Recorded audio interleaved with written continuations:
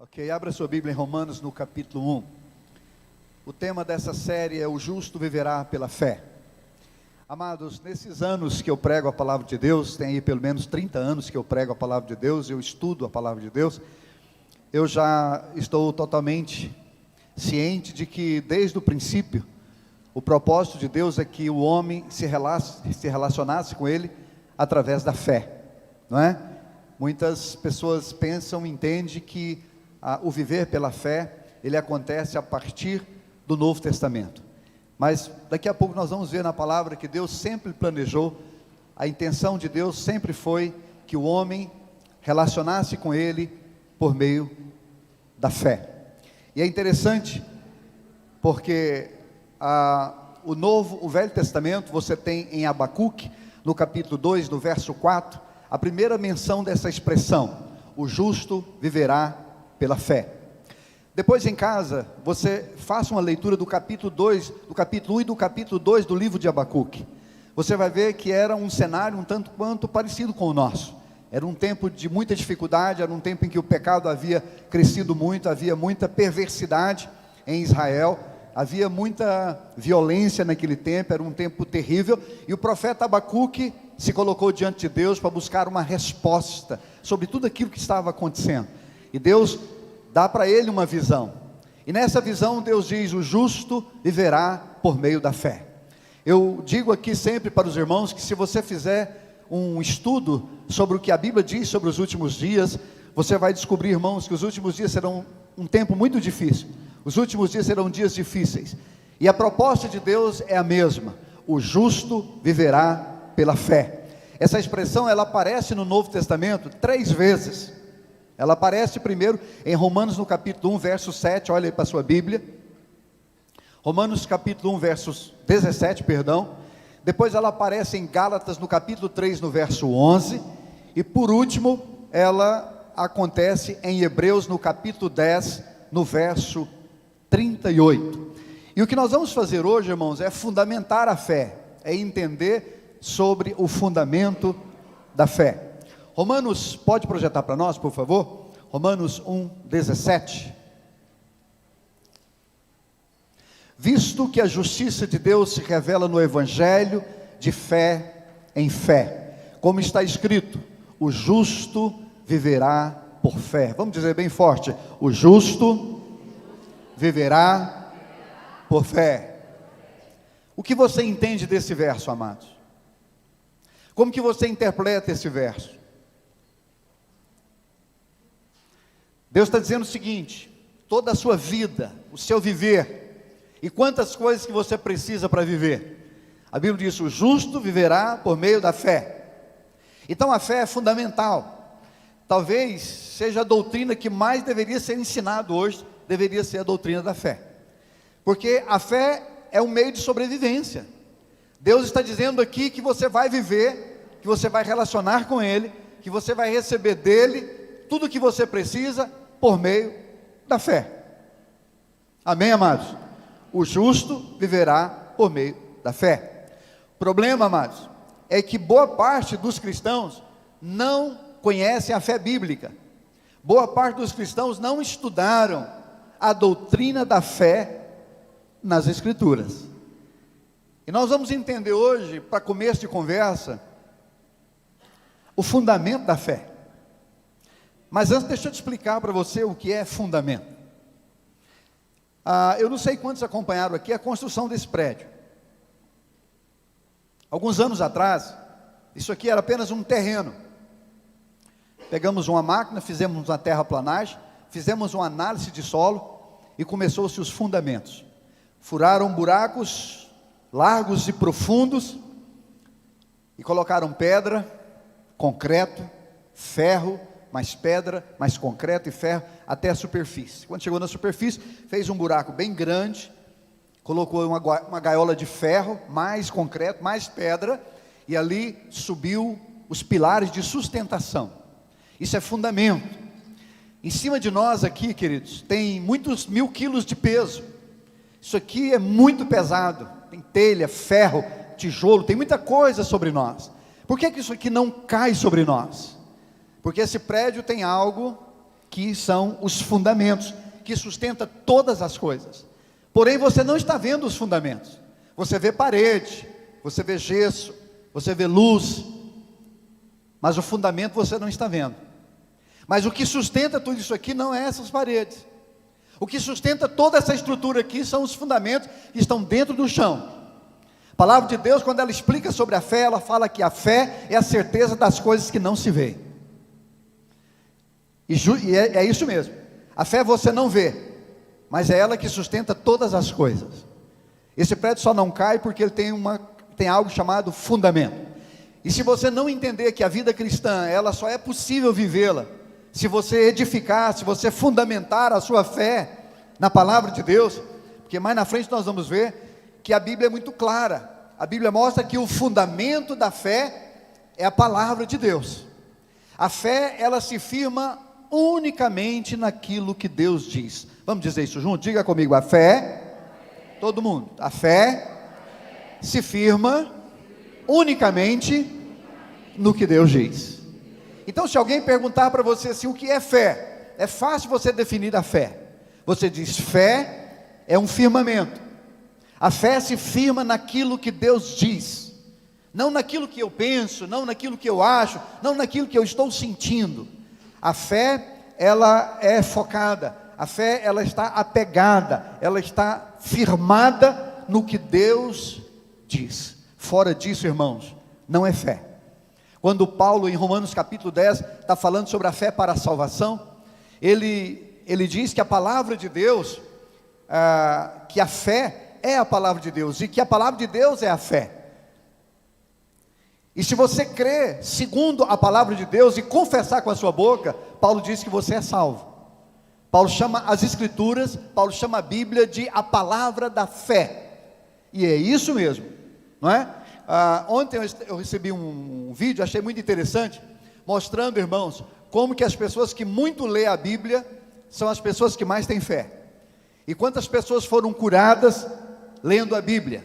Quantas pessoas saíram das suas mazelas, dos seus sofrimentos, dos seus problemas psicológicos, lendo a Bíblia? Como que as pessoas que meditam na palavra de Deus todo dia, como que elas creem melhor, como que elas vivem melhor, e como que elas saem das suas lutas, das suas dificuldades e dos seus problemas melhor. O Salmo 1, ele desafia você a meditar na palavra de Deus dia e noite. E aí o salmista compara a pessoa que medita na palavra de Deus dia e noite como uma árvore frutífera, que independente da estação ela dá o seu fruto. Então é importante nós entendermos que o fundamento da fé é a palavra de Deus. Fé é você crer no que está escrito. Fé é você confessar o que está escrito na palavra de Deus. Amém, amados? Vamos ler um texto em 1 Pedro. 1 Pedro no capítulo 2. Vamos ler a partir do verso 4. 1 Pedro, está bem no finalzinho lá. 1 Pedro, capítulo 12, a partir do verso 4, diz assim: chegando-vos a ele, a Jesus, a pedra que vive, rejeitada assim pelos homens, mas para com Deus, eleita e preciosa. Verso 5, também vós mesmo, como pedras que vivem, sois edificados, casa espiritual, para ser de sacerdócio santo, a fim de oferecer sacrifícios espirituais e agradáveis a Deus, por intermédio de Jesus Cristo. Verso 6, por isso está escrito: eis que ponho em Sião, Sião é uma tipologia da igreja, eis que ponho em Sião uma pedra, singular, está falando de Jesus, a pedra angular, eleita e preciosa, e quem nela crê, não será de modo algum envergonhado. Quem crê, diga amém. Amém. Pedro está falando de construção, amados. Ele está falando de edificação. Ele fala aqui de duas pedras. Primeiro ele fala de pedra no singular, depois ele fala de pedras no plural. Ele diz que a primeira é Cristo, é o Senhor, que foi estabelecido em Sião, que foi estabelecido na igreja.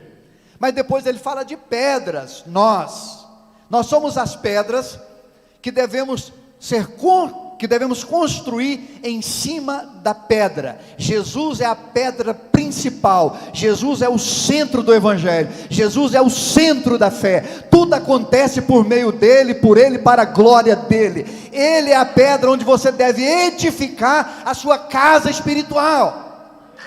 Se você quer oferecer qualquer coisa a Deus, se você tem intenção de oferecer qualquer coisa a Deus, você deve oferecer por meio da fé. Porque diz aqui que essa casa que vai ser construída, que é você, esse edifício que vai ser construído, que é você, ele é construído para um propósito. Ele é construído para que você possa oferecer a Deus o seu sacrifício de orar, o seu sacrifício de jejuar, o seu sacrifício de ler a Bíblia, o seu sacrifício de vir nesse lugar para adorar a Deus, o seu sacrifício de louvar a Deus, o seu sacrifício de confessar a sua fé em Deus. Tudo isso você faz quando você constrói a sua fé em cima da pedra que é Cristo. Amém, amados? Quando os discípulos foram desafiados por Jesus, porque Jesus havia dado uma palavra dura, e alguns já não andavam mais com o Senhor, o Senhor virou para os seus discípulos e disse para eles: vocês também não querem ir? Pedro, virando para Jesus, e disse: Senhor, para quem iremos? Não é para onde. Algumas pessoas pregam nesse texto e dizem que Pedro disse assim: para onde iremos? Não, amados, o texto não diz para onde, o texto diz para quem. Pedro diz: para quem nós vamos? Aí ele completa: só o Senhor tem palavra de vida eterna. Então o fundamento da fé é a palavra de Deus, e a palavra de Deus é Cristo, porque o verbo se tornou carne, e o verbo era Deus. Então a fé, ela se firma unicamente em Jesus, e naquilo que Jesus diz na sua palavra. Amém, amados? Eu não canso de repetir, a Bíblia inteira tem um só assunto. A palavra de Deus tem um assunto central, que é Jesus, o Filho de Deus. No Velho Testamento ele está de forma figurada, no Novo Testamento ele está de forma revelada. A sua fé, irmãos, elas têm que estar unicamente baseada em Jesus, no que Ele fez, no seu sacrifício e no que Ele ensinou. Senhor, para quem nós iremos? Só o Senhor tem a fé. A fé só funciona no Senhor. Só o Senhor tem vida eterna. Se nós formos para outro lugar, nós vamos nos perder. Irmãos, é importante nós entendermos o fundamento da fé, porque infelizmente no meio evangélico hoje, existem muitas coisas que não têm a ver com a fé bíblica. Existe muita superstição no nosso meio. Existem muitas pessoas com a fé errada, ou colocando a fé no lugar errado. Vejam o que Paulo diz aqui em 1 Coríntios, abra sua Bíblia, 1 Coríntios no capítulo 3, nós vamos ler vários textos hoje eu estou na unção do Gustavo. 1 Coríntios capítulo 3, verso 10, olha o que Paulo está dizendo: segundo a graça de Deus que me foi dada, lancei o fundamento como prudente construtor, e outro edifica sobre ele, porém cada um veja como edifica. Verso 11, porque ninguém pode lançar outro fundamento além do que já foi posto, o qual é Jesus Cristo. O apóstolo Pedro está na mesma unção de Pedro, o apóstolo Pedro está falando a mesma coisa de Pedro, ele está tratando de construção, ele está tratando de edificação. Ele diz: irmão, segundo a graça que Deus me deu, eu construí a minha casa. E agora eu quero dizer, segundo a graça que Deus te deu, construa a sua casa. Mas Paulo diz assim: mas eu fundamentei bem a minha casa, porque eu entendi que não existe outro fundamento, ninguém pode pôr outro. Você não pode confiar em pessoas, como eu disse aqui há uns 2 domingos atrás, de uma mulher que pediu para mim orar sobre um assunto que ela já tinha orado algumas vezes. Ela disse: ora aí, pastor, porque o senhor orando é diferente. Eu falei: querida, por que é diferente eu orando? Ela disse: porque o senhor é pastor. Não, irmãos, a Bíblia não diz isso. A palavra de Deus, Jesus disse assim: tudo quanto pedires em meu nome, isso eu farei.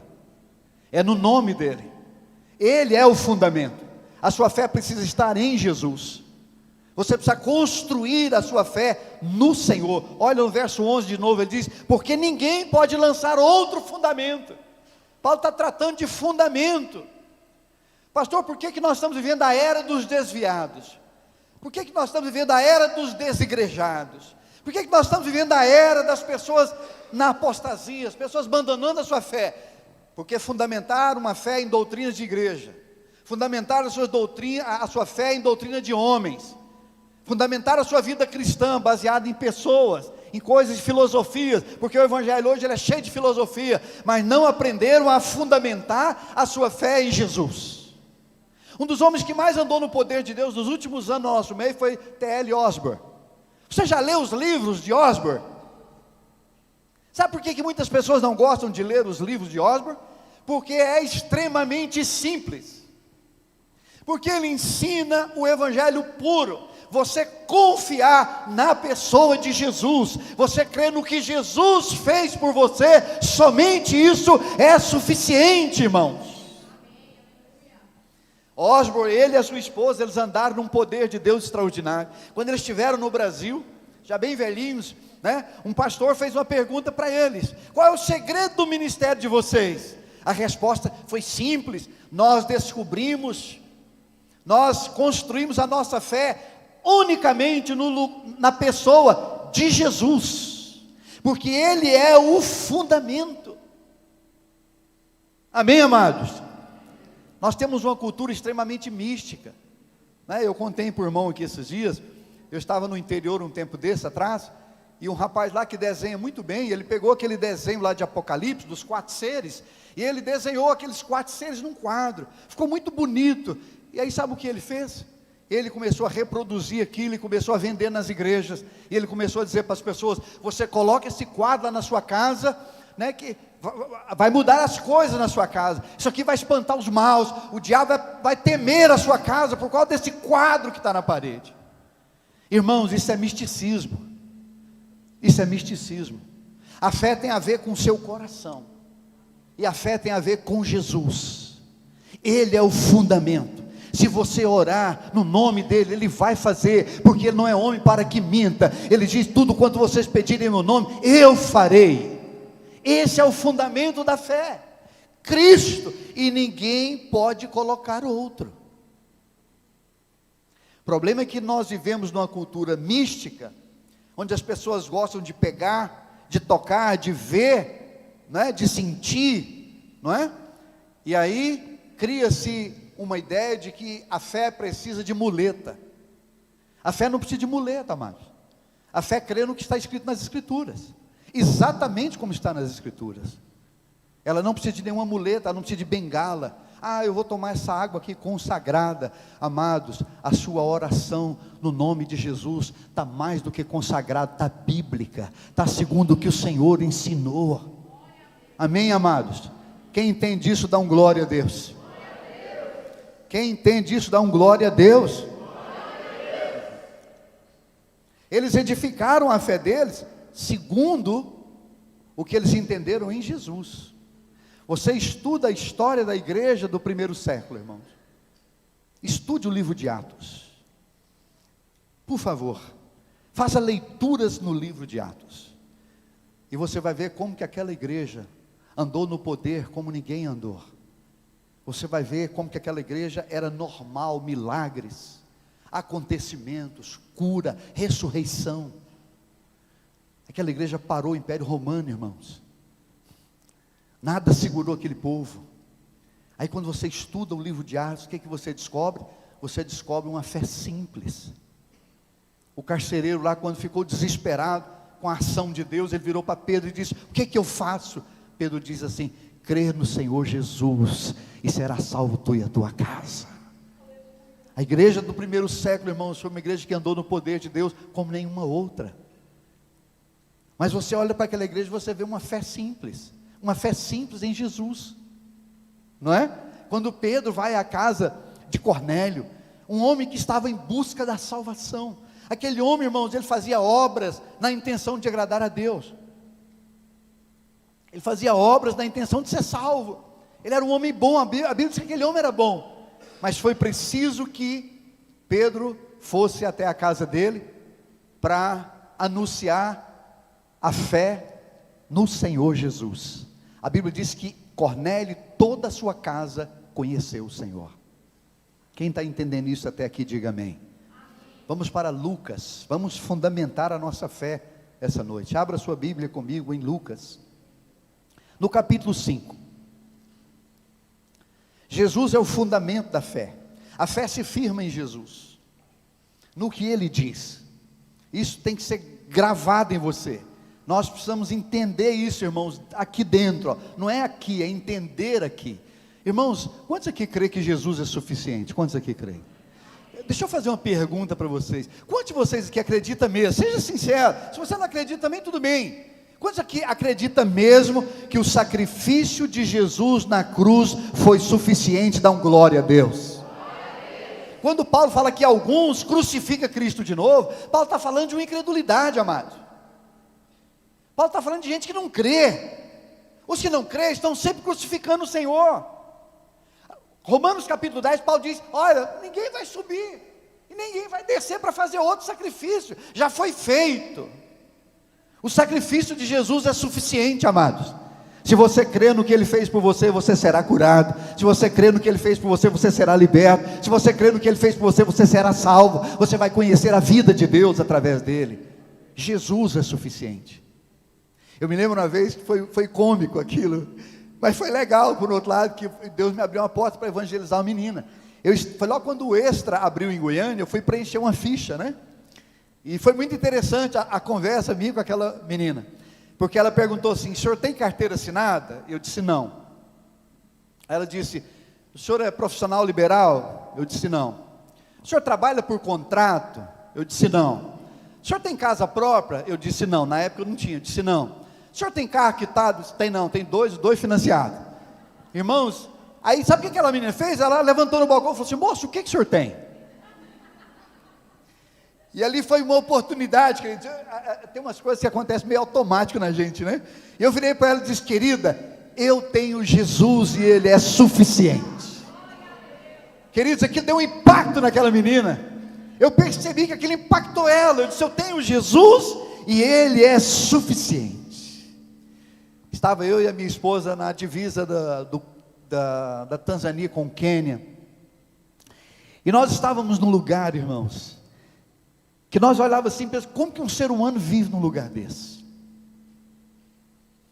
E nós fomos recebidos por um casal de Maasai, que hoje são pastores na tribo Maasai. Primeiro casal pastores Maasai daquela tribo. E eles nos recebeu na casa deles. Irmãos, tinha 2.552 mosquitos por centímetro quadrado. E nós entramos naquela casa simples, e aquele casal sorrindo para a gente, irmãos. O sorriso daquela mulher me constrangia. Eu ficava constrangido com o sorriso daquela menina. Faltou aqui o nome dela. E ele também sorridente. Aí ele mandou a gente sentar. Tinha um toco assim, nós sentamos naquele toco, chão de barro. E eles disseram assim: nós vamos honrar vocês. E eles correram lá no fundo da casa deles, tinha uma cabra lá. Ele pegou um copo, foi lá no peito da cabra e aí enfiou uma folha dentro, maçou aquela folha, falei: tomara que não seja maconha. E maçou a folha e trouxe para nós, irmãos, com 300 mosquitos na beira daquele copo. Quando ele entregou para nós, eu peguei aquele copo, virei para minha esposa, eu disse: bem-vindo ao reino de Deus. Falei: fecha os olhinhos. Falei para ela: fecha os olhinhos, abre a boquinha e pá! Eles estavam nos honrando com o que eles têm de melhor. Irmãos, eu peguei aquele copo, olhei para aquele casal, falei: estão rindo de quê? Se eu tivesse no lugar desse, eu estava murmurando Jesus. Se eu tivesse no lugar desse, eu estava excomungando até a 4ª geração da minha vida. Aquele casal sorrindo. Irmãos, aquele leite fedia mais do que o curtume de Nazário. Eu cheguei assim, fechei o olho, falei: Jesus, obrigado. Obrigado. Eu sou muito miserável. Eu sou muito miserável. Aliás, eu acho que eu sou o mais miserável da terra. Porque esse casal aqui, nesse lugar, desse jeito aqui, sorrindo para mim, me oferecendo esse leite com alguma coisa que está aqui dentro, que eu não sei o que é, que eu vou beber agora, e tomara que eu não fique doidão aqui chamando Jesus de Genésio. Mas vamos lá. Sabe, amados, nesse momento Deus ensina a gente. Nesse momento a gente ensina a alegria daquele casal. Aí depois ele diz: vamos contar o nosso testemunho para vocês. Nós prosperamos nesse lugar. Depois que nós conhecemos Jesus, eu tenho 22 cabras. Quem tem 22 cabras que é rico, eu tenho 22 cabras. As nossas cabras não morrem. As nossas cabras multiplicam. As cabras dos demais morrem, mas as nossas não morrem. Fiquei olhando para aquilo. Falei, que lição de fé. Isso é fé. Isso é gente que ama a Deus, é gente que conheceu a Deus. Vamos ler o texto, Lucas capítulo 5. Vamos ler a partir do verso 1, Lucas capítulo 5. Verso 1 diz assim: aconteceu que ao apertá-lo a multidão para ouvir a palavra de Deus, estava ele junto ao lago de Genezaré, e viu 2 barcos junto à praia do lago, mas os pescadores, havendo desembarcado, lavavam as redes. 3. Entretanto, entrando em um dos barcos, que era de Simão, pediu-lhe que afastasse um pouco da praia, e assentando-se, ensinava do barco as multidões. Verso 4. Quando acabou de falar, disse a Simão: faze-te ao largo, lança as vossas redes para pescar. Respondeu Simão: mestre, havendo trabalhado toda a noite, nada apanhamos, mas sobre a tua palavra lançarei as redes. Isto fazendo, apanharam grande quantidade de peixes, e rompiam-se as redes. Até aqui um instante. Deixa eu perguntar para você, o que você acha, como que você acha que era Pedro como pescador? Pedro vinha de uma geração de pescadores. Eu conheci a história de Pedro quando eu fui em Jerusalém. Eu entrei num museu que tem um barco, um resto de um barco, né? Que é da família do apóstolo Pedro. Uns pedaços de madeira lá que eles dizem que é da família do apóstolo Pedro. E lá tem a história do apóstolo Pedro, não é? Seu avô, bisavô, toda a sua história, toda aquela família era família de pescadores. Pedro sabia tudo sobre pescaria, irmãos. Ele tinha conhecimento profundo sobre pesca. Ele conhecia o mar. Ele sabia onde estavam os cardumes. Eu não sei se você já pescou em alto mar, eu tive esse privilégio. E nós levamos um pescador profissional. E é interessante que ele não tem instrumento. Ele olha assim e diz: olha, aqui não está bom. Aqui não tem cardume. Vamos mudar o barco. E a gente, o barco ali balançando. Aí chegava num lugar e disse: olha, aqui está bom. E de fato, onde ele falava, a gente pegava peixe. Negócio impressionante. Então Pedro tinha um conhecimento, experiência, sabia tudo sobre pescaria. O texto diz que eles estavam numa praia. Você já foi na praia? Se tem um lugar que você não encontra pescador, é na praia onde o pessoal está banhando. Aquela região de praia ali onde o pessoal toma banho, onde o pessoal tem acesso, você não encontra os pescadores ali. Mas se você for para aquele lugar mais deserto, aí você vai encontrar os pescadores. Ou se você entrar para o mar adentro, aí você vai achar pescadores. Mas a região ali de praia, onde estão os banhistas, não tem pescadores. E foi nesse lugar que Jesus desafiou a Pedro. É interessante, irmãos, primeiro, que a Bíblia diz que Jesus estava ensinando. O que Jesus estava ensinando para esse povo, irmãos? Eu acredito que Jesus estava ensinando para esse povo sobre a sua autoridade. Jesus estava ensinando para aquele povo sobre o seu poder, porque ele usa essa situação na prática para mostrar o seu poder, porque ali tem todo um cenário excelente para ele ensinar sobre o fundamento da fé, porque ele diz para Pedro: Pedro, pega aí a sua rede e joga aí a sua rede. Aí Pedro diz: Senhor, o senhor não entendeu. Nós passamos a noite inteira no mar, pescamos a noite inteira, o senhor não viu que a gente está lavando as redes? Nada pegamos. Mas aí Pedro entende o fundamento da fé. Pedro diz: mas sobre a tua palavra lançarei as redes. Quem está entendendo? É verdade que eu não tive nenhum fruto, é verdade que eu não consegui nada, é verdade que eu labutei a noite toda e não tive nenhum resultado. Estou aqui lavando as redes, mas agora o Senhor falou. Amados, Vamos abrir um parênteses aqui. Boa parte dos cristãos hoje, não vou usar aqui falar percentual, mas boa parte dos cristãos hoje não conhece o sobrenatural de Deus. Eu tenho autoridade para ensinar o que eu estou ensinando, queridos. Eu posso passar aqui a noite inteira contando coisas que Deus fez na minha vida. Eu já vi o poder de Deus, eu já vi uma mulher se levantar, estava morta e não colocada de pé e entregar para o marido. Eu já vi coisas, eu já andei em carro sem combustível. Eu já fugi dos maoístas lá na Índia no carrinho do Mr. Bean. É verdade. Mas há uma boa parte dos cristãos hoje que eles não conhecem o poder de Deus.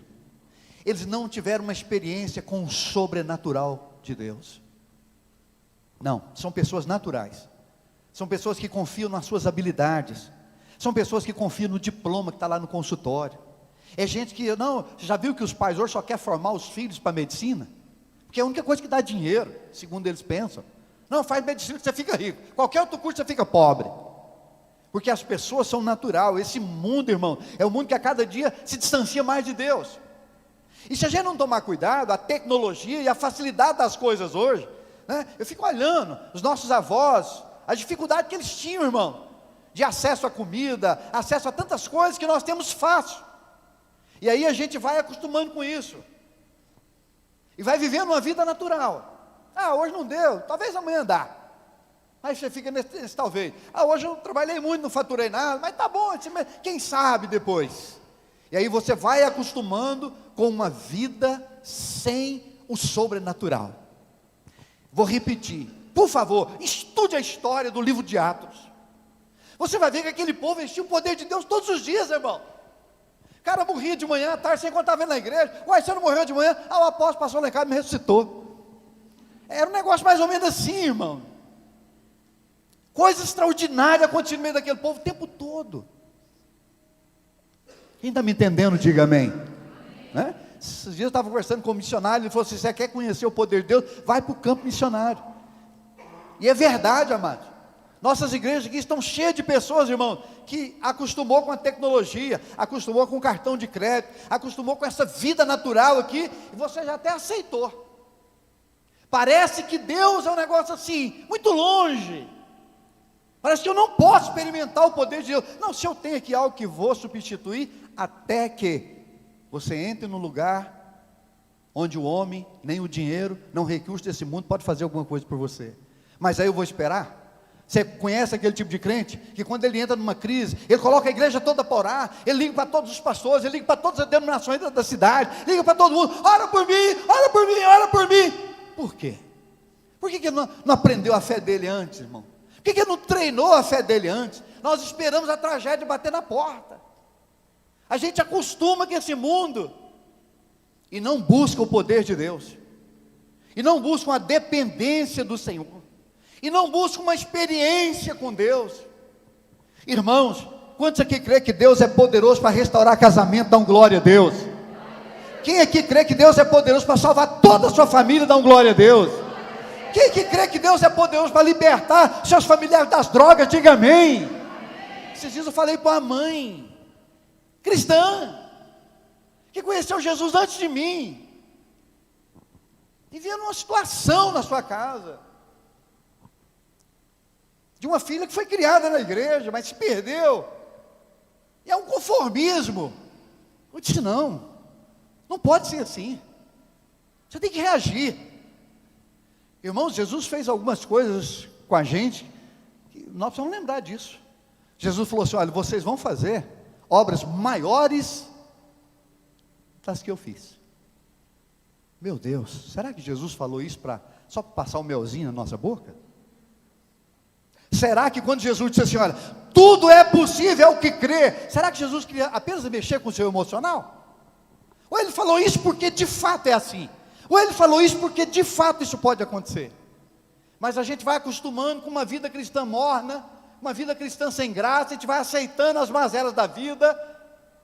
Tem um amigo do meu pai, um homem rico, escuta isso, um homem rico, o tanto que ele tinha de dinheiro, ele tinha de avareza também. Aí um dia entrou um espinho de um coqueiro, macaúba que chama, entrou no calcanhar dele, aquele espinho. E aí ele mesmo em casa pegou um alicate, tirou um pedaço do espinho e achou que tinha tirado todo o espinho. E na verdade uma ponta do espinho ficou dentro da carne. Aí ele começou a sentir dor, sentindo dor.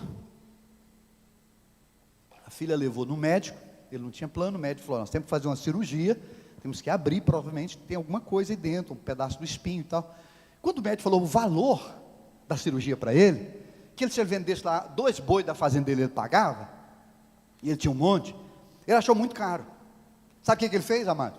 Esse homem era amigo do meu pai, vizinho nosso, passava na minha porta todo dia.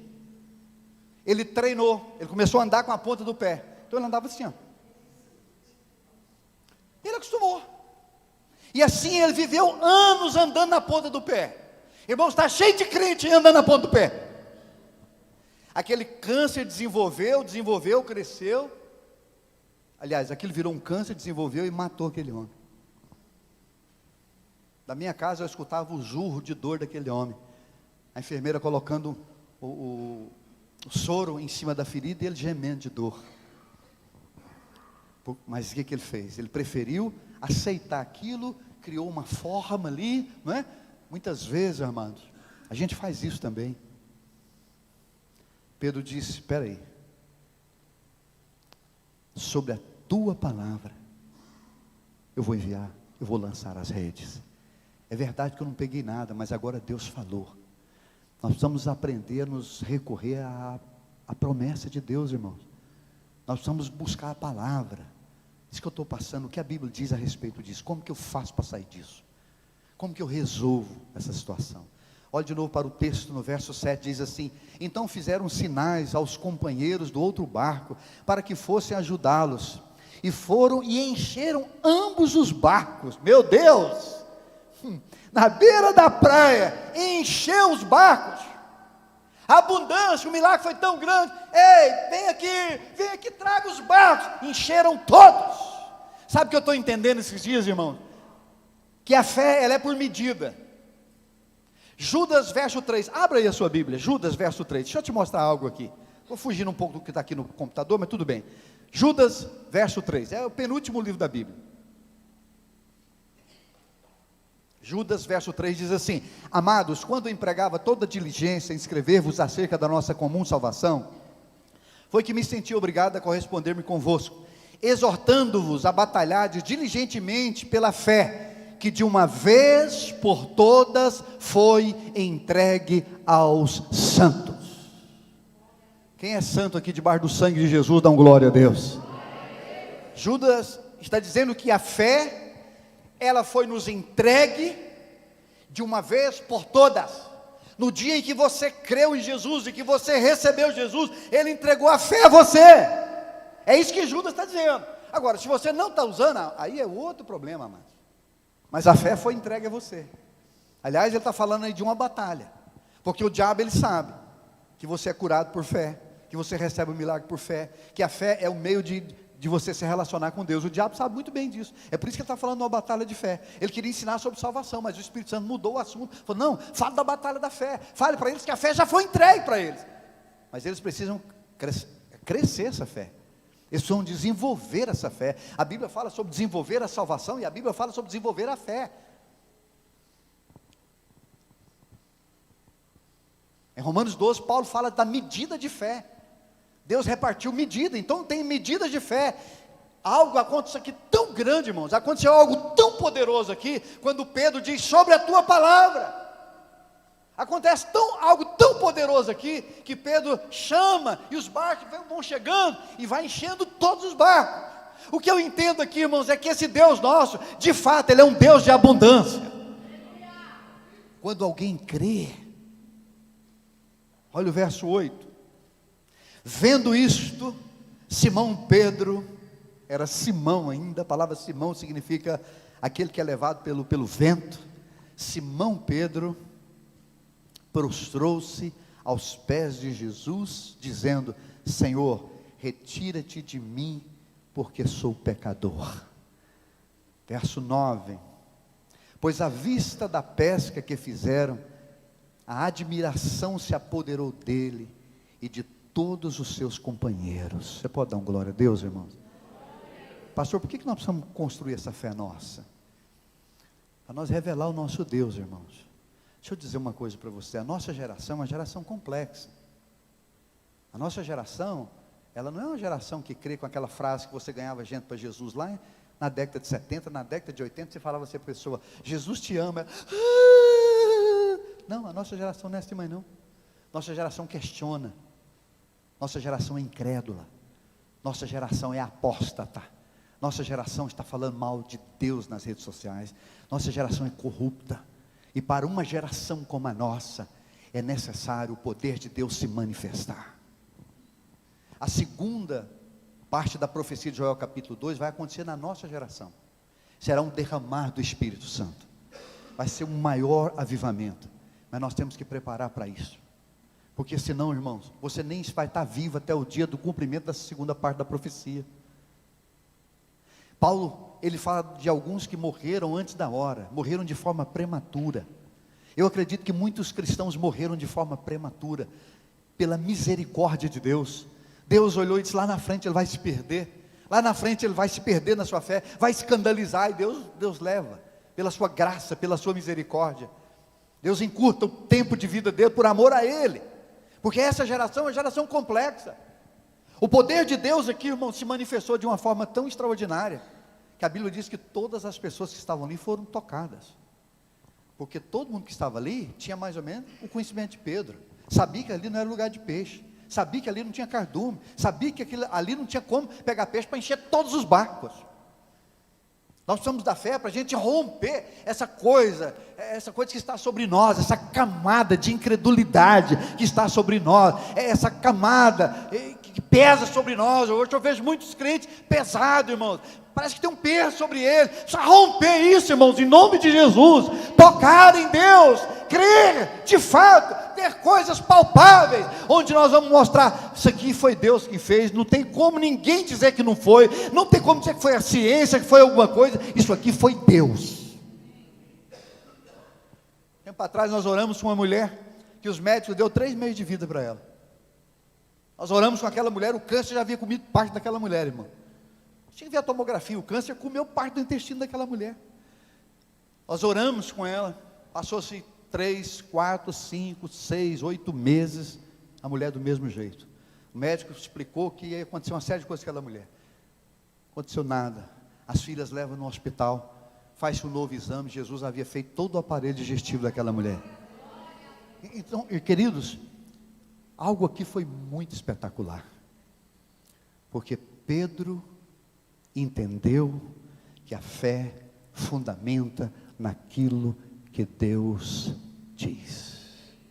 Vamos dizer junto, diga comigo, a fé se fundamenta naquilo que Deus diz. Eu vou contar um fato para vocês, mas isso aqui é para quem de fato acredita na palavra de Deus. Na igreja do pastor Dave Robertson, nos Estados Unidos, no Kansas, Oklahoma, um casal de idosos decidiram ir num orfanato. Eles queriam adotar uma criança. Chegando lá no orfanato, na porta, eles surpreenderam com uma criança. Era um bebê gigante, é uma doença muito rara, onde a pessoa cresce fisicamente, mas não desenvolve as suas faculdades mentais. Então, para você entender, é um bebê gigante. E aí eles perguntaram sobre aquela criança. Ele disse, olha, essa criança tem uma doença rara, né, que cresce fisicamente, mas mentalmente continua sendo um bebê. Então ninguém quer adotar, porque ninguém quer cuidar de um bebê gigante. Se cuidar de um bebê pequeno já é difícil, imagina de um gigante, né? Mas aquele casal de idosos sentiu no espírito de adotar. E levou aquele bebê gigante para casa. Eles moravam num sobrado, fez um quarto na parte de baixo, que eles não conseguiam subir com a criança nas escadas. Então fez um quarto embaixo para aquela criança. E aquela mulher da igreja do Dave, ela todos os dias, a casa dela é muito grande assim, o piso era de madeira, então ela colocava um tapete grande ali, colocava aquele bebê gigante deitado, pegava as pernas daquela criança e começava a andar pela sala e confessar a palavra de Deus. Passava horas confessando, dizendo, Senhor, eu te dou graças pela cura do meu filho, eu te dou graças pela cura do meu filho. Isso durou anos, irmãos, mais de 6 anos, essa mulher fazendo isso todos os dias. Um belo dia o casal sobe para dormir, quando ele está já deitado, escuta uma música que vem lá de baixo. Aí ele pergunta para ela: você deixou alguma coisa ligada lá embaixo? Não, não. Foi você? Não, não foi eu. Desceram as escadas. Quando aquele casal desce as escadas, a criança está sentada tocando piano.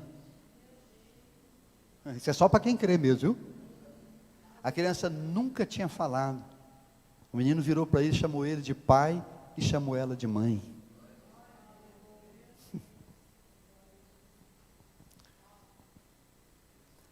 O poder de Deus se manifestou aqui, irmãos. Houve um avivamento nesse lugar, porque Pedro disse: sobre a tua palavra lançarei as redes. Vamos partir para o final. Abra sua Bíblia comigo em Gênesis.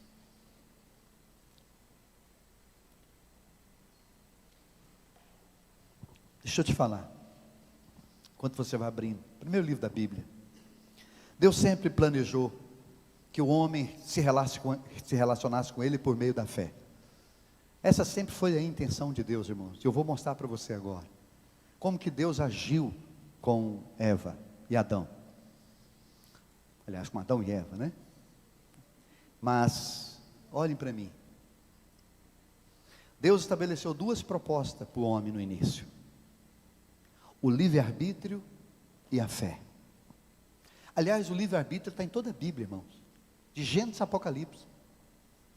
Até dentro da lei está o livre-arbítrio, porque se você não quisesse viver uma lei, era uma opção sua, não é? Quando Deus colocou as promessas dele para Israel, ele disse: está aí diante de vocês, vocês escolhem. Aí Deus até aconselha, eu aconselho vocês a escolher as minhas, né? A proposta é boa, mas é uma questão de escolha, não é? E a fé também é uma questão de escolha. Gênesis capítulo 2, verso 15, diz assim: tomou, pois, o Senhor Deus o homem e o colocou no jardim do Éden para cultivar e guardar. Essa palavra cultivar no original hebraico é servir como subordinado.